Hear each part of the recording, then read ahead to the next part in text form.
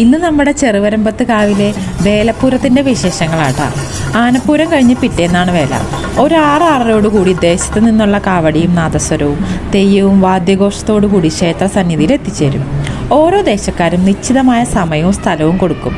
അവിടെയാണ് കലാശക്കൊട്ട്. ഞങ്ങളുടെ ദേശത്ത് നിന്ന് കാവടിയായിരുന്നു. പകലൊരു ഭംഗി, നൈറ്റ് വേറൊരു ഭംഗി. നൈറ്റ് കളറൊക്കെ ഇട്ടിട്ട് അടിപൊളിയായിരുന്നു കാണാൻ. പണ്ടൊക്കെ ഒരുമിച്ചായിരുന്നു വേലയും ആനപ്പൂരവും. തിരക്കായ കാരണം ഇപ്പോൾ 2 ദിവസത്തേക്ക് ആക്കിയതാണത്രേ. ക്ഷേത്ര മതിൽക്കെട്ടിന് വെളിയിലാണ് പൂരവും വേലയും നടത്താറ്. അതുകൊണ്ട് തന്നെ എല്ലാവർക്കും കാണാനും ആസ്വദിക്കാനും പറ്റും. കോമ്പൗണ്ടിനുള്ളിലായിരുന്നെങ്കിൽ ആകെ കൺജസ്റ്റഡ് ആയി പോയത്. ഒരുപാട് വെറൈറ്റി കോലങ്ങളുണ്ടായിരുന്നു. തെയ്യങ്ങളും കാവടികളും വേറെ. നാദസ്വരവും ചെണ്ടമേളവും തെയ്യവും ആകെ മൊത്തത്തിൽ അടിപൊളിയായിരുന്നു. പിന്നെ എനിക്ക് പേരറിയാത്ത ഒരുപാട് കലാരൂപങ്ങളും ഉണ്ടായിരുന്നു. കണ്ടു നിൽക്കാൻ ഭയങ്കര രസമുണ്ടായിരുന്നു.